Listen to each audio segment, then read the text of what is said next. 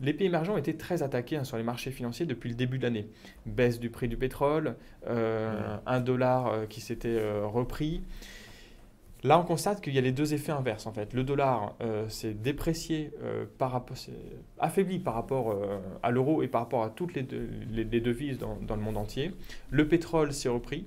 Donc on voit que les pays émergents reprennent des couleurs. Et eux qui inquiétaient en fait sur le niveau de leur dette, sur leur niveau de croissance. Le particulier n'a pas accès aujourd'hui aux obligations. Il faut plusieurs centaines de milliers d'euros parfois pour avoir accès à un ticket. On ne peut pas rentrer comme sur le marché des actions. Non, on ne peut pas rentrer comme sur le marché des actions. Et en plus, la difficulté, c'est qu'il faut savoir gérer une ligne obligataire et se prémunir contre le risque de défaut. Donc le risque sur une obligation, c'est que l'entreprise qui a émis le papier fasse défaut.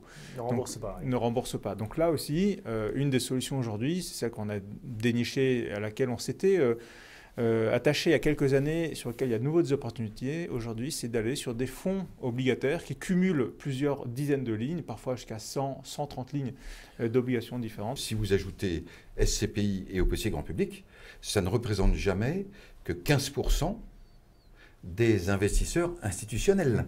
Donc, on est de toute façon, d'assurance, par exemple. Que sont les fonds de pension américains, que sont les fonds souverains, que sont les fonds de pension hollandais ou suédois, etc.